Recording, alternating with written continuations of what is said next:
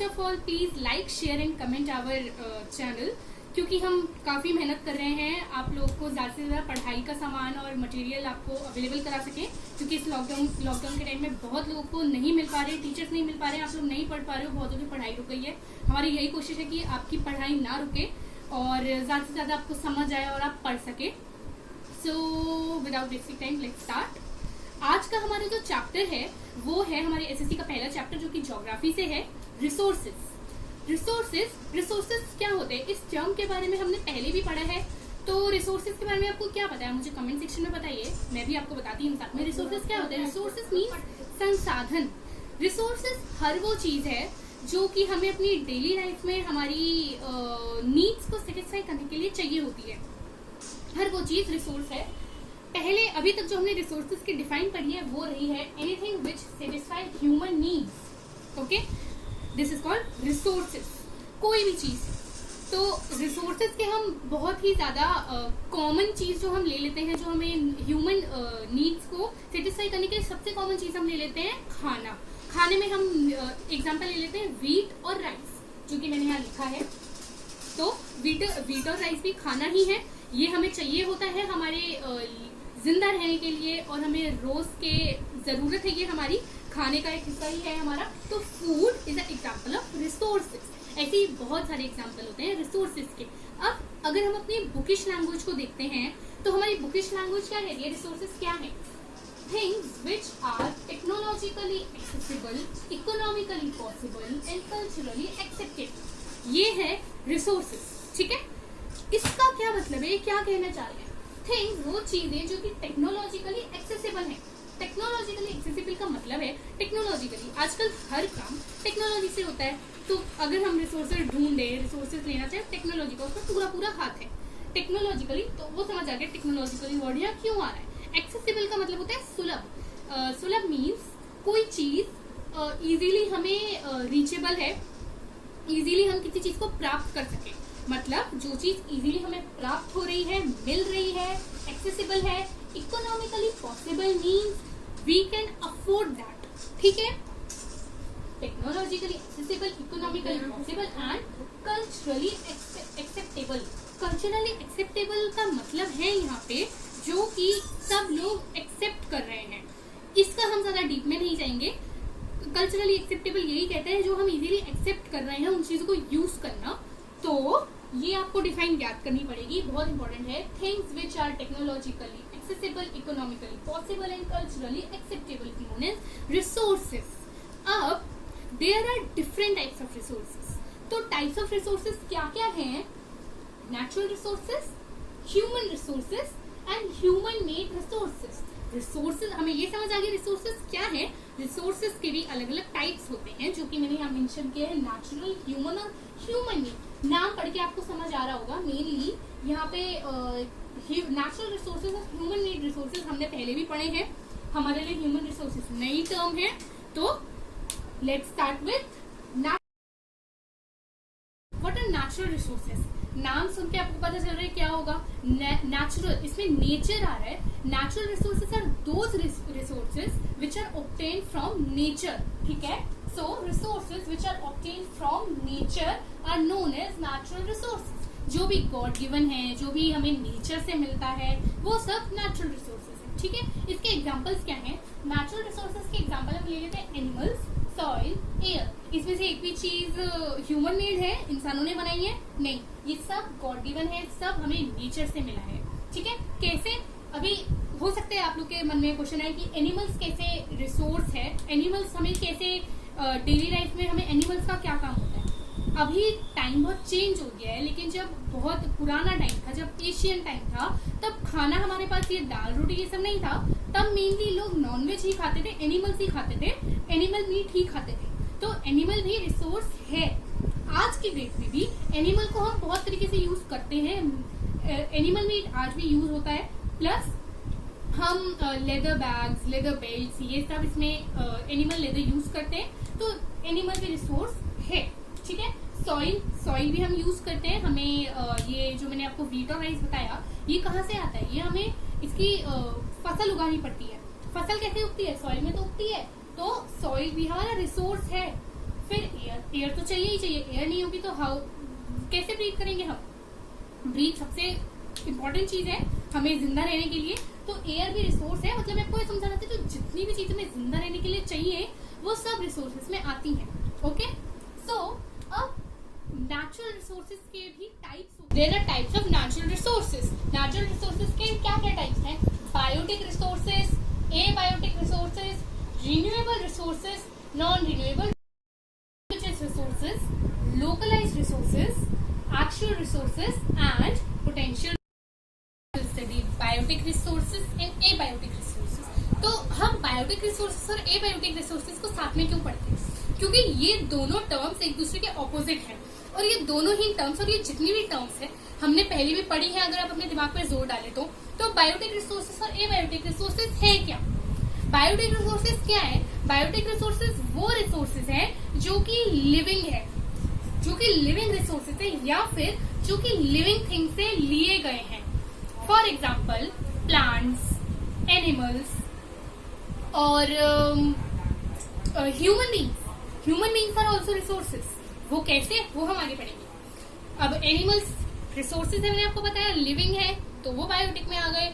Plants भी living होते हैं, वो भी बायोटिक में आएंगे।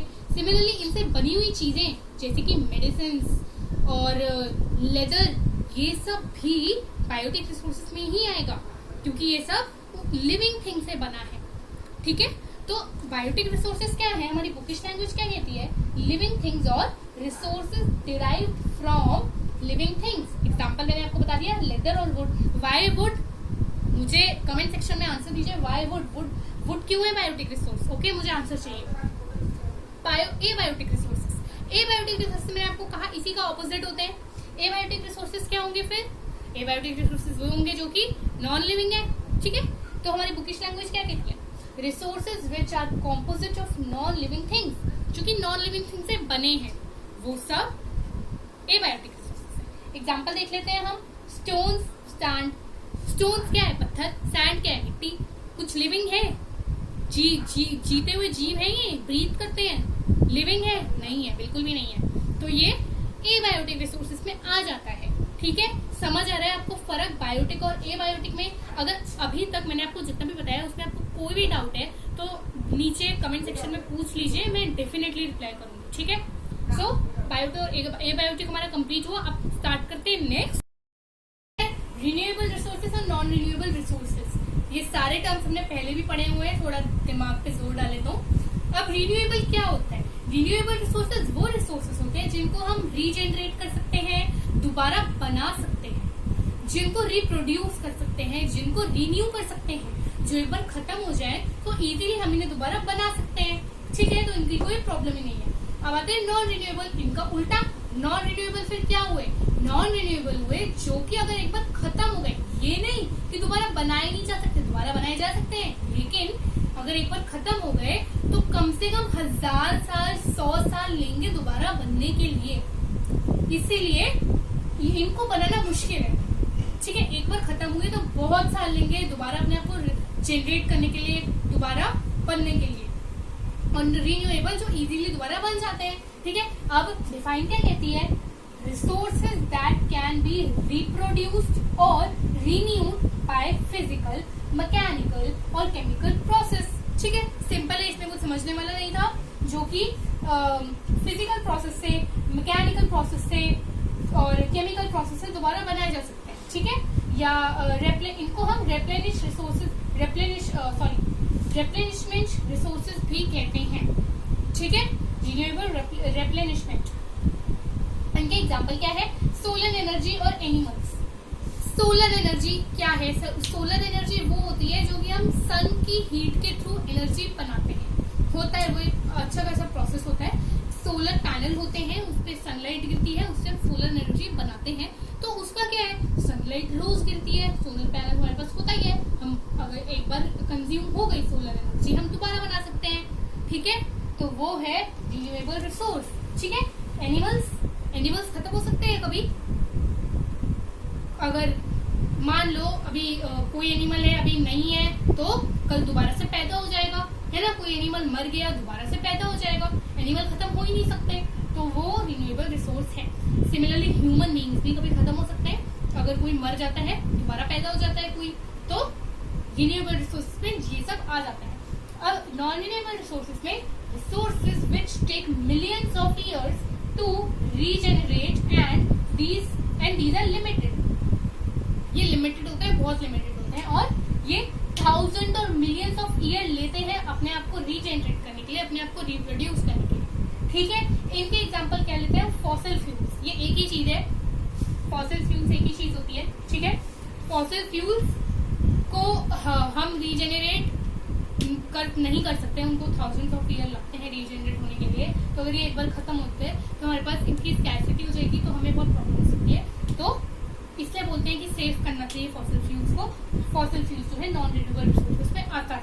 ठीक है, फॉसिल फ्यूल्स क्या होते हैं अभी हम उतना डीपली नहीं जाएंगे, वो हम फिर कभी समझेंगे। ठीक है, अगर आपको कोई डाउट है, आपको कुछ पूछना है, कोई आपका एक्स्ट्रा क्वेश्चन है, तो आप प्लीज मुझे कमेंट में पूछे, मैं आपको जरूर रिप्लाई करूंगी। तो आगे बढ़ते हैं। We have ubiquitous resources and localised resources. अब ये दोनों क्या होते हैं? शायद आपको थोड़ा कंफ्यूजन हो, ये सिमिलर साउंड नहीं करते बिल्कुल भी, जो कि हमने पढ़ा renewable, non renewable, biotic, abiotic, sound एकदम सेम है, इनके साउंड सेम नहीं है, बट फिर भी ये एक दूसरे के ऑपोजिट होते हैं। अब ये होते क्या है? रिसोर्सेज, कुछ रिसोर्सेज ऐसे होते हैं जो कि हर जगह नहीं मिलते, कुछ स्पेसिफिक जगहों पर ही मिलते हैं। ठीक है, और कुछ रिसोर्सेज ऐसे हैं जो हर जगह मिलते हैं, कहीं पर भी, ऊपर बाहर अंदर नीचे हर जगह। ठीक है, तो वही है ये जो हर जगह मिलते हैं, वो यूबिक्विटस रिसोर्सेज जो हर जगह मिलते हैं। बुकिश लैंग्वेज क्या कह रही है? Resources which are found everywhere. Very simple. ठीक है, एग्जांपल देख लेते हैं हम इनके। Air, water, land, sunlight. ये बताने की जरूरत नहीं है बिल्कुल भी, एयर हर जगह होती है दुनिया में, कोई ऐसी जगह नहीं है जहाँ पे एयर नहीं है, क्योंकि एयर नहीं है मतलब ऑक्सीजन नहीं है, ऑक्सीजन नहीं है मतलब ब्रीदिंग नहीं है, ब्रीदिंग नहीं है मतलब लाइफ नहीं है। एयर हर जगह है, जहाँ पे लाइफ है वहां पे एयर है, ऐसी कोई जगह नहीं है जहाँ पे एयर नहीं है। एयर हर जगह है। वाटर भी हर जगह है ना, है कि नहीं? ठीक है, लैंड हर जगह है। लैंड क्या है? जमीन हमारी, पृथ्वी हर जगह है, पृथ्वी हर जगह है। सनलाइट हर जगह है, सन हर जगह अपनी लाइट पहुंचा सकता है, सनलाइट हर जगह आ रही है, हर जगह रोशनी है, हर जगह सनलाइट है। ये चीजें ये जो चीजें हैं हर जगह है। रिसोर्सेज भी हैं, तो यूबिक्विटस रिसोर्सेज। अब आते हैं लोकलाइज्ड, इसका उल्टा हो जाएगा, जो कि हर जगह नहीं होते, सिर्फ कुछ स्पेसिफिक जगहों पे ही मिलते हैं। ठीक है, अब resources which are found in specific places, बहुत सिंपल इनके डिफाइंस है, लर्न करना। ठीक है, एग्जांपल पेट्रोलियम, कोल, मिनरल्स। अच्छा, अगर आपको ये पता है कि ये सभी चीजें जो हैं कहाँ पाई जाती है? हमारे इनसाइड द अर्थ पाई जाती है, जमीन के अंदर पाई जाती है। ठीक है, हर जगह नहीं होती। जरूरी नहीं है कि अभी हमारा जहाँ घर बना हुआ है या अभी हम जहाँ हैं वहाँ पे भी जमीन के नीचे ये सब हो। ये इनके स्पेसिफिक एरियाज होते हैं, रीजन्स होते हैं कि यहाँ पे मिलेंगे, जो ये ढूंढने वाले लोग होते हैं उनको पता होता है कहाँ मिलेंगे, तो वहीं से निकालते हैं। ठीक है, तो ये हर जगह नहीं होते जमीन के नीचे, कुछ स्पेसिफिक रीजन्स है जहाँ पे जमीन के नीचे मिलते हैं। Petroleum, coal, minerals, examples of localised resources. ये दोनों चीजें आपको क्लियर हुई? ठीक है, अब आगे बढ़ते हैं। रिन्यूएबल रिसोर्सेज और नॉन रिन्यूएबल रिसोर्सेज, ये सारे टर्म्स हमने पहले भी पढ़े हुए हैं, थोड़ा दिमाग पे जोर डाले तो। अब रिन्यूएबल क्या होता है? रिन्यूएबल रिसोर्सेज वो रिसोर्सेज होते हैं जिनको हम रीजेनरेट कर सकते हैं, दोबारा बना सकते हैं, जिनको रिप्रोड्यूस कर सकते हैं, जिनको रिन्यू कर सकते हैं। जो एक बार खत्म हो जाए तो इजीली हम इन्हें दोबारा बना सकते हैं। ठीक है, तो इनकी कोई प्रॉब्लम ही नहीं है। अब आते हैं नॉन रिन्यूएबल, इनका उल्टा। नॉन रिन्यूएबल फिर क्या हुए? नॉन रिन्यूएबल हुए जो कि अगर एक बार खत्म हो गए, ये नहीं कि दोबारा बनाए नहीं जा सकते, दोबारा बनाए जा सकते हैं, लेकिन अगर एक बार खत्म हो गए तो कम से कम 1000 साल 100 साल लेंगे दोबारा बनने के लिए। इसीलिए इनको बनाना मुश्किल है। ठीक है, एक बार खत्म हुए तो बहुत साल लेंगे दोबारा अपने आप को जनरेट करने के लिए, दोबारा बनने के लिए। और रिन्यूएबल जो इजीली दोबारा बन जाते हैं। ठीक है, अब डिफाइन क्या कहती है? Resources that can be reproduced और रिन्यूड बाय फिजिकल, मैकेनिकल और केमिकल प्रोसेस। ठीक है, सिंपल है, इसमें कुछ समझने वाला नहीं था। जो कि फिजिकल प्रोसेस से, मैकेनिकल प्रोसेस से और केमिकल प्रोसेस से दोबारा बनाए जा सकते हैं। ठीक है, या इनको हम रेप्लेनिशमेंट रिसोर्सेज भी कहते हैं। ठीक है, रिन्यूएबल रेप्लेनिशमेंट। इनके एग्जाम्पल क्या है, सोलर एनर्जी और एनिमल्स। सोलर एनर्जी क्या है? सोलर एनर्जी वो होती है जो कि हम सन की हीट के थ्रू एनर्जी बनाते हैं। होता है वो एक अच्छा खासा प्रोसेस होता है। सोलर पैनल होते हैं, उस पर सनलाइट गिरती है, उससे हम सोलर एनर्जी बनाते हैं। तो उसका क्या है, सनलाइट रोज गिरती है, सोलर पैनल हमारे पास होता ही है। हम अगर एक बार कंज्यूम हो गई सोलर एनर्जी, हम दोबारा बना सकते हैं। ठीक है, तो वो है रिन्यूएबल रिसोर्स। ठीक है, एनिमल्स खत्म हो सकते हैं कभी। अगर मान लो अभी कोई एनिमल है, अभी नहीं है, तो कल दोबारा से पैदा हो जाएगा, है ना। कोई एनिमल मर गया, दोबारा से पैदा हो जाएगा। एनिमल खत्म हो ही नहीं सकते, तो वो रिन्यूएबल रिसोर्स है। सिमिलरली ह्यूमन बीइंग्स भी कभी खत्म हो सकते हैं। अगर कोई मर जाता है, दोबारा पैदा हो जाता है कोई, तो रिन्यूएबल रिसोर्सेज में ये सब आ जाता है। अब नॉन रिन्यूएबल रिसोर्सेज में resources which take millions of years to regenerate and these are limited. ये लिमिटेड होते हैं, बहुत लिमिटेड होते हैं, और ये थाउजेंड और मिलियंस ऑफ ईयर लेते हैं अपने आप को रीजेनरेट करने के लिए, अपने आप को रिप्रोड्यूस करने के लिए। ठीक है, इनके एग्जांपल क्या लेते हैं, फॉसिल फ्यूल्स। ये एक ही चीज है, फॉसिल फ्यूल्स एक ही चीज होती है। ठीक है, फॉसिल फ्यूल्स को हम रीजेनरेट नहीं कर सकते, उनको थाउजेंड्स ऑफ ईयर लगते हैं रीजेनरेट होने के लिए। तो अगर ये एक बार खत्म होते हैं तो हमारे पास इनकी स्कैर्सिटी हो जाएगी, तो हमें बहुत प्रॉब्लम हो सकती है। तो इसलिए बोलते हैं कि सेव करना चाहिए फॉसिल फ्यूल्स को। फॉसिल फ्यूल्स जो है नॉन रिन्यूएबल रिसोर्सेज में आता है। ठीक है, फॉसिल फ्यूल्स क्या होते हैं अभी हम उतना डीपली नहीं जाएंगे, वो हम फिर कभी समझेंगे। ठीक है, अगर आपको कोई डाउट है, आपको कुछ पूछना है, कोई आपका एक्स्ट्रा क्वेश्चन है, तो आप प्लीज मुझे कमेंट में पूछे, मैं आपको जरूर रिप्लाई करूंगी। तो आगे बढ़ते हैं, आते हैं actual resources and potential resources. Actual resources और पोटेंशियल रिसोर्सेज क्या है? अब तो एक्चुअल रिसोर्सेज वो रिसोर्सेज हैं जिनके बारे में हमें पता है, जो कि नोन है, हमें पता है कि ये रिसोर्सेज दुनिया में एग्जिस्ट करते हैं, और ये रिसोर्सेज कहाँ मिलेंगे, कितने मिलेंगे, हमें वो सब पता है। यानी कि इनके बारे में पूरी तरह से रिसर्च कर चुके हैं, इनको हम ढूंढ चुके हैं। वो है एक्चुअल रिसोर्सेज, हमको यूज भी कर रहे हैं, हमें पता है ये कहाँ मिलेंगे, कैसे मिलेंगे। तो resources whose location and quantity are known and we have technology to exploit and use them। हमारे पास टेक्नोलॉजी है कि हम उनको यूज कर सके। ठीक है, इनके एग्जांपल है मिनरल्स एक्सप्लॉइट ऑफ छोटा नागपुर प्लेट्यू। छोटा नागपुर प्लेट्यू में जो मिनरल्स है वो। ठीक है, अब आते हैं पोटेंशियल रिसोर्सेज, इसका उल्टा। ठीक है, पोटेंशियल रिसोर्सेज फिर क्या होंगे? वो रिसोर्सेज हमें पता है कि दुनिया में एग्जिस्ट करते हैं, ये ऐसे नहीं हमें पता नहीं है। हो सकता है अभी भी स्टिल कुछ होंगे जो कि हमें नहीं पता है कि इस दुनिया में है, लेकिन फिलहाल यहाँ पे वो रिसोर्सेज की बात करें, यहाँ पे हमें पता है कि ये हैं, लेकिन हमारे पास अभी तक वो टेक्नोलॉजी नहीं आई है कि हम इन रिसोर्सेज को यूज कर सके, इनको निकाल सके इनकी खानों में से और इनको यूज कर सके। ठीक है, हमारे पास भी वो टेक्नोलॉजी नहीं है। हो सकता है फ्यूचर में हमारे पास वो टेक्नोलॉजी आ जाए। ठीक है, तो ये हमें पता है कि दुनिया में है, लेकिन हम अभी भी इनको यूज नहीं कर सकते क्योंकि हमारे पास इतनी टेक्नोलॉजी नहीं है, हमारी टेक्नोलॉजी इतनी एडवांस नहीं है। ठीक है, we do not have the technology to exploit them. इसकी कोई ऐसे डिफाइन नहीं है। ये वही रिसोर्सेज है जिनके जो हमें पता है, लेकिन हमारे पास टेक्नोलॉजी नहीं है इनको निकालने की, तो हम इनको यूज नहीं कर सकते। इनके एग्जाम्पल है minerals located at great depth under the thick ice cover of Antarctica. ठीक है, कुछ है अंटार्कटिका में जो कि हमें पता है वो है, लेकिन हम उसे निकाल नहीं सकते। ठीक है, तो आज की वीडियो के लिए सिर्फ इतना ही। एक बार रिकॉल कर लेते हैं, रिकैप कर लेते हैं हमने अभी क्या क्या कर लिया है कंप्लीट, और आपका होमवर्क है ये आज का। हमने जितना भी पढ़ लिया है, आपके पास बुक्स होंगी या बुक्स नहीं भी है तो इट्स ओके। जितना चैप्टर हमने कर चुके हैं आप उसके नोट्स बनाइए। एक बार वापस से वीडियो को पॉज करके देखिए, कुछ समझ नहीं आ रहा है, कोई डाउट है कमेंट्स में पूछिए, मुझे पूछिए, मैं आपके नेक्स्ट क्लियर में या फिर कमेंट्स में आपके डाउट क्लियर करूंगी। अभी तक हमने क्या क्या पढ़ लिया? शुरू हमने किया था रिसोर्सेज से। रिसोर्सेज समझ आया था क्या होता है? रिसोर्सेज होते हैं संसाधन, वो जो कि हमें अपनी डेली लाइफ के नीड्स को सेटिस्फाई करने के लिए चाहिए होते हैं। ठीक है, हमने रिसोर्सेज की डिफाइन करी थी। ठीक है, क्या होते हैं resources? Culturally acceptable, economically possible और टेक्नोलॉजिकली एक्सेसिबल। ठीक है, ये होते हैं रिसोर्सेज। फिर हमने पढ़े थे टाइप्स ऑफ रिसोर्सेज। वो क्या थे? Natural resources, human resources, manmade resources. ये 3 चीजें पढ़ी थी, जिसमें से आज हमने नेचुरल रिसोर्सेज पूरा कंप्लीट कर लिया है। There are 8 types of natural